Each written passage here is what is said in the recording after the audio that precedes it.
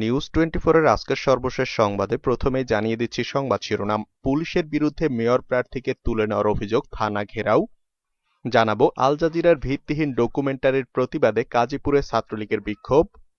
থাকছে রেজা কিবরিয়ার পদত্যাগ। এছাড়া জানাবো আল জাজিরার বিরুদ্ধে মামলা করব জানালেন পররাষ্ট্রমন্ত্রী।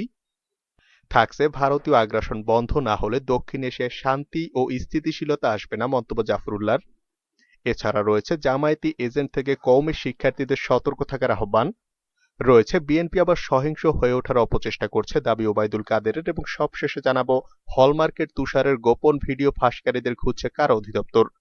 পুরো খবর পেতে ভিডিওটি শেষ পর্যন্ত দেখুন।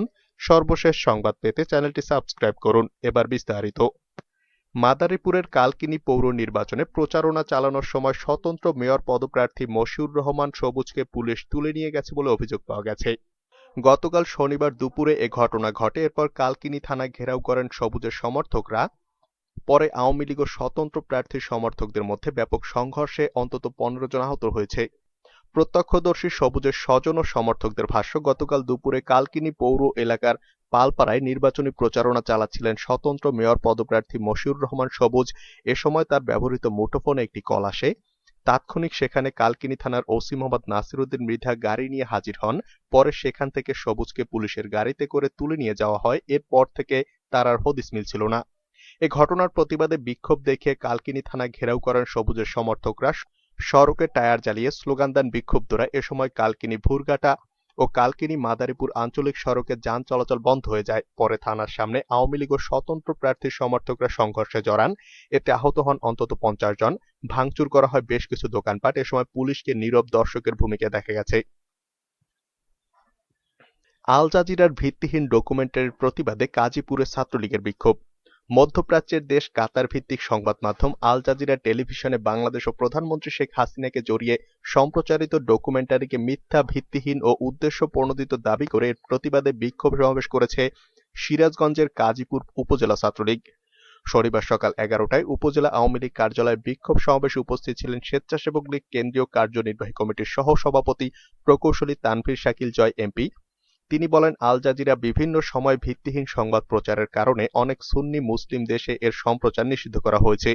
এমপি জয় আরো বলেন, আল জাজিরার ভিত্তিহীন ডকুমেন্টারি দেশের ভাবমূর্তি নষ্ট করেছে। দেশের ভাবমূর্তি ক্ষুণ্ণ করার জন্য স্বাধীনতা বিরোধী জামায়াত বিএনপির দালাল ও চিহ্নিত বিতর্কিত ব্যক্তির সহায়তায় মিথ্যা ডকুমেন্টারি তৈরি ও প্রচার করে। এ সময় আল জাজিরা টেলিভিশনকে অবাঞ্ছিত ঘোষণা করে গাজীপুর উপজেলায় এর সম্প্রচার না করতে কেবল অপারেটরদের নির্দেশ দেন।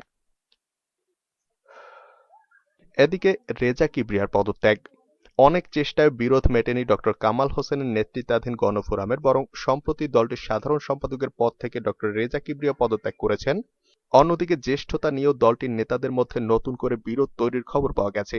নির্ভরযোগ্য একটি সূত্রের দাবি, ডক্টর কামাল সহ বিবাদমান দুই অংশের 5 জন করে মোট 11 জন নেতার সমন্বয়ে দলের একটি স্টিয়ারিং কমিটি গঠনের সিদ্ধান্ত হলেও সংসদ সদস্য মোকাব্বির খানের নাম তালিকায় 1 নম্বরে দেওয়ায় ওই বিরোধের সূত্রপাত হয়েছে। দলের সাবেক সাধারণ সম্পাদক মোস্তফা মহসিন মিন্টু, অ্যাডভোকেট সুব্রত চৌধুরী, অধ্যাপক আবু সাইদ সহ সিনিয়র অনেক নেতা এই ক্রমবিন্যাস মেনে নিতে পারেননি। তারা মনে করছেন সংসদ সদস্য হওয়ায় মোকাব্বির খান নিজেকে বেশি গুরুত্বপূর্ণ মনে করেছেন এবং আগামী কাউন্সিলে তিনি দলের সভাপতি হতে চাইছেন। এমনকি তার সমর্থক বলে পরিচিত আওম শফিউল্লাহর নামও তাদের আগে দেওয়া হয়েছে বলে ওই অংশ জানতে পেরেছে। সূত্র মতে এ কারণে দুই অংশের বিরোধ মীমাংসা ঘোষণা আটকে আছে। সর্বশেষ গত 16 জানুয়ারি ডক্টর কামাল হোসেন সংবাদ সম্মেলনের ঘোষণা দিয়েও পরে তা বাতিল করেন। আল জাজিরার বিরুদ্ধে মামলা করব জানালেন পররাষ্ট্রমন্ত্রী একে আব্দুল মোমেন। মিথ্যা ও বানোয়াট তথ্য দিয়ে all the prime ministers main শিরোনামে প্রতিবেদন প্রচারের অভিযোগে কারাভিত্তিক টেলিভিশন চ্যানেল আল জাজিরার বিরুদ্ধে সরকার মামলা করার কথা ভাবছে। আল জাজিরার প্রকাশিত প্রতিবেদনের কারণে টিভি চ্যানেলটির সম্প্রচার বন্ধ ও মামলা করার কথা সরকার ভাবছে কিনা তা জানতে চাইলে আব্দুল মোমেন বলেন, পাবলিক বুঝেছে যে এটা মিথ্যা তথ্য, সেটা আমরা দেখব। যেখানে তথ্যগত ভুল আছে সেগুলো আমরা তুলে ধরব আর আমরা মামলা করব। আমরা সেটার জন্য কাজ করছি। ওই প্রতিবেদনের সমালোচনা করে পররাষ্ট্রমন্ত্রী বলেন, এই যে আল জাজিরায় যেটা বের হয়েছে, আমরা আমাদের প্রধানমন্ত্রী শেখ হাসিনাকে চিনি। এখন এসএসএফ গার্ড দেয়। ওনাকে 45 বছরের রাজনৈতিক জীবনে কোনোদিন কোনো বডিগার্ড ছিল না। ওনার বডিগার্ড ওনারই সব নেতাকর্মী। মায়া ভাই সাবের হোসেন চৌধুরী, তোফায়েল আহমেদ আমু ভাই, এরাই বডিগার্ড। কোনোদিন আমরা দেখিনি পয়সা দিয়ে বডিগার্ড রাখতে। ওখানে লিখেছে ওনার 2 বডিগার্ড। মন্ত্রী তার চারপাশে উপস্থিত লোকজনকে ইঙ্গিত করে বলেন, এখন ধরেন আমার পেছনে অনেকেই দাঁড়িয়েছেন, আমরা তাদের সবাইকে চিনি না। নেত্রী যখন বক্তৃতা দেন তখন পেছনে অনেকেই দাঁড়ান, আমরা গণতান্ত্রিক দেশ। আমিও যখন বক্তৃতা দেই আমার পেছনেও অনেকেই দাঁড়ান, আমি তার খুব কম লোককেই চিনি। কিন্তু এখানে একজনের ছবি দিয়ে বলছে ওটা ওনার বডিগার্ড। এরকমের মিথ্যা তথ্য দিয়ে ওরা বিশ্বাসযোগ্যতা হারিয়ে ফেলেছে। আল জাজিরা এ ধরনের বানোয়াট টেকনিক্যাল জোড়াতালি দিয়ে যা করেছে তাতে বাংলাদেশে তাদের গ্রহণযোগ্যতা হারিয়েছে। ভারতীয় আগ্রাসন বন্ধ না হলে দক্ষিণ এশিয়ায় শান্তি ও স্থিতিশীলতা আসবে না, মন্তব্য জাফরুল্লাহ চৌধুরীর। ভারতীয় আগ্রাসন বন্ধ না হলে দক্ষিণ এশিয়ায় শান্তি ও স্থিতিশীলতা আসবে না বলে মন্তব্য করেছেন গণস্বাস্থ্য কেন্দ্রের প্রতিষ্ঠাতা ও ট্রাস্টি ডাক্তার জাফরুল্লাহ চৌধুরী। তিনি বলেন, ভারত বাংলাদেশকে সিকিম বানাতে চেয়েছিল, কিন্তু শেখ মুজিব সেটা চাননি। এজন্য মুক্তিযুদ্ধের সময় তিনি ভারতে যাননি। স্বাধীন হওয়ার পরও ভারত প্রস্তাব দেওয়ার পর তিনি ভারতের বিমানে না এসে ব্রিটিশ বিমানে আসেন। তিনি ভারত নামতেও চাননি, তবে পরে নেমেছিলেন, কারণ শেখ মুজিব বুঝেছিলেন ভারত আমাদের সবচেয়ে বড় শত্রু। তিনি বলেছিলেন, আমি বাঙালি ও মুসলমান। তখনই ইন্দিরা গান্ধী বুঝেছিলেন শেখ মুজিবকে ট্যাকেল করা সহজ হবে না।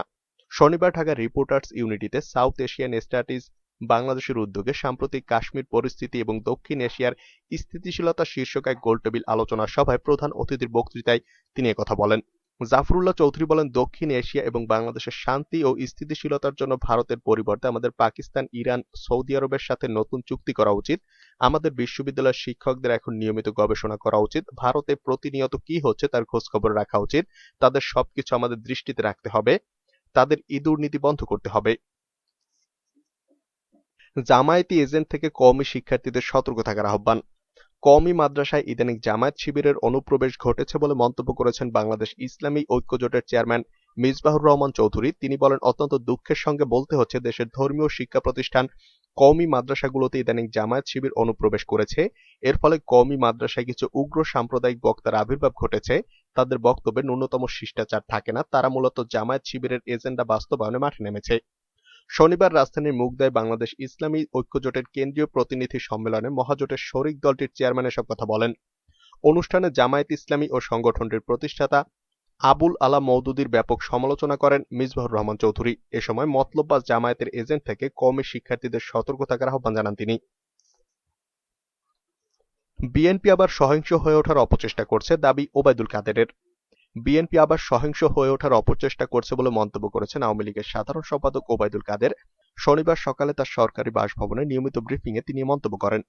ওবায়দুল কাদের বলেন, বিএনপি অহেতুক রাজনৈতিক উত্তেজনা সৃষ্টির অপচেষ্টা করছে। তাদের কর্মসূচি মানে সন্ত্রাস ও সহিংসতা ছড়ানো।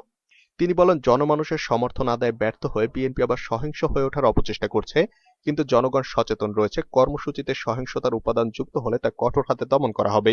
বিএনপির কাছে নিরপেক্ষ নির্বাচনের অর্থই হচ্ছে তাদেরকে নির্বাচনে জয়যুক্ত করে দেওয়ার গ্যারান্টি, বলেন আওয়ামী লীগ সাধারণ সম্পাদক। বিএনপি ক্ষমতায় থাকতে বারবার নির্বাচনের কফিনে গণতন্ত্রের লাশ উপহার দিয়েছে বলে মন্তব্য করেন তিনি। বিএনপি নির্বাচনের আগে জাতীয় ঐক্য ফ্রন্ট গঠন করেছিল, সেই ফ্রন্ট ছিল ক্ষমতা ভাগাভাগির ফ্রন্ট। উল্লেখ করে আওয়ামী লীগ সাধারণ সম্পাদক বলেন, পারস্পরিক অবিশ্বাস ও আস্থাহীনতায় কাদা ছোড়াছুড়ি আর একজন আরেকজনকে বহিষ্কারই সে ফ্রন্টের সফলতা ছিল। এখন আবার তারা জাতীয় ফ্রন্ট গঠনের উদ্যোগ নিয়েছে। আসলে বিএনপির নেতৃত্বে মোর্চা গঠন জাতীয় ঐক্যের মুখোশের আড়ালে ক্ষমতা ভাগাভাগির ফ্রন্ট। ওবায়দুল কাদের বলেন, প্রধানমন্ত্রী শেখ হাসিনার নেতৃত্বে দেশ সমৃদ্ধির দিকে এগিয়ে যাচ্ছে। রাজনৈতিক অঙ্গনে বিরাজ করছে স্থিতিশীলতা। করোনার অভিজ্ঞতা কাটিয়ে প্রতিটি খাতে ফিরতে শুরু করেছে চাঞ্চল্য। রোহিঙ্গা প্রত্যাবাসনে সরকারের নানামুখী উদ্যোগ চলমান রয়েছে জানিয়ে তিনি বলেন, মিয়ানমারের সাম্প্রতিক পট পরিবর্তন এবং এর পরবর্তী পরিস্থিতির উপর সরকার দৃষ্টি রাখছে। আন্তর্জাতিক সম্প্রদায় পরিস্থিতির গভীরতা অনুভব করে বাংলাদেশ থেকে মিয়ানমারের নাগরিকদের ফিরিয়ে নিতে চলমান তৎপরতা আরো বেগবান করবে বলে আশাবাদ ব্যক্ত করেন সেতুমন্ত্রী। তিনি আন্তর্জাতিক সম্প্রদায়ের কাছে প্রশ্ন রেখে বলেন, বাংলাদেশ আর কতকালে বোঝা বহন করবে। হলমার্কের তুষারের গোপন ভিডিও ফাঁসকারীদের খুঁজছে কারা অধিদপ্তর। কারাগারগুলোতে অনিয়ম ও দুর্নীতির খবর কিভাবে গণমাধ্যমে বা সাংবাদিকদের কাছে যায় তা খুঁজে বের করতে তদন্ত করেছে কারা অধিদপ্তর। বিশেষ করে কাশিমপুর কেন্দ্রীয় কারাগারে হলমার্কের মহাব্যবস্থাপক তুষার আহমদ বিধি লঙ্ঘন করে এক নারীর সঙ্গে একান্তে সময় কাটানোর ঘটনার ভিডিও ফুটেজ কিভাবে গণমাধ্যমের হাতে পৌঁছালো এবং কিভাবে গণমাধ্যম কারা অধিদপ্তরের দাপ্তরিক নথিপত্র পেল তা অনুসন্ধান করতে ৩ সদস্য বিশিষ্ট তদন্ত কমিটি গঠন করেছে কারা অধিদপ্তর। এর আগে কখনো এমন তদন্ত কমিটি গঠন করা হয়নি। গত ৩১ জানুয়ারি কারা মহাপরিদর্শক ব্রিগেডিয়ার জেনারেল মোহাম্মদ মমিনুর রহমান মামুন কাশিমপুর কেন্দ্রীয় কারাগার ১ গাজীপুরের অফিস কক্ষে বন্দী তুষার আহমেদের সঙ্গে দেখা সাক্ষাৎ সংক্রান্ত হস্তগত হওয়ায় তদন্ত কমিটি গঠন করেন। যশোরের কারা উপপরিদর্শক মোহাম্মদ সগির মিয়াকে সভাপতি করে ৩ সদস্য বিশিষ্ট এই কমিটির অন্য সদস্যরা হলেন কাশিমপুর হাই সিকিউরিটি কেন্দ্রীয় কারাগার জ্যেষ্ঠ জেল সুপার মোহাম্মদ গিয়াসউদ্দিন ও ফরিদপুর জেলা কারাগারের জেল সুপার আল মাসুম। কেন এ ধরনের তদন্ত কমিটি গঠন করা হলো জানতে চাইলে কারা অধিদপ্তরের অতিরিক্ত কারা মহাপরিদর্শক আবরার হোসেন গণমাধ্যমকে বলেন, কারাগারে দেখা সাক্ষাৎ করিয়েছে, এটা অনিয়ম হয়েছে, কিন্তু ভিডিও ফুটেজ যাওয়া তো গুরুতর অপরাধ। এটা কিভাবে যে গেল তা খুঁজে বের করা জরুরি। আমরা এটা খুঁজে বের করব এবং অ্যাকশনে যাব। তদন্ত কমিটি গঠন সংক্রান্ত চিঠিতে বলা হয়েছে, কাশিমপুর কেন্দ্রীয় কারাগারে গাজীপুরের অফিস কক্ষে হাজতি বন্দী তুষার আহমেদের সঙ্গে দেখা সাক্ষাৎ সংক্রান্ত ভিডিও ফুটেজ চ্যানেল 24 ও পরবর্তীতে বিভিন্ন চ্যানেলে প্রচারিত ভিডিও ফুটেজ এবং প্রথম আলো সহ বিভিন্ন পত্রিকায় করা অভ্যন্তরের দাপ্তরিক নথিপত্র কিভাবে বা কার মাধ্যমে হস্তগত হয়েছে তা তদন্ত করে প্রতিবেদন দাখিল করতে হবে। কারা অধিদপ্তর কমিটিকে এ ঘটনার সম্ভাব্যতা যাচাই এবং কারাবিধির আলোকে অপরাধ নির্ণয়, দায়ী ব্যক্তি চিহ্নিত এবং দায়ী ব্যক্তিদের অপরাধ সম্পর্কে কারাবিধি অনুযায়ী মতামত ও সুপারিশ এবং ভবিষ্যতে করণীয় সম্পর্কে মতামত দিতে বলেছে।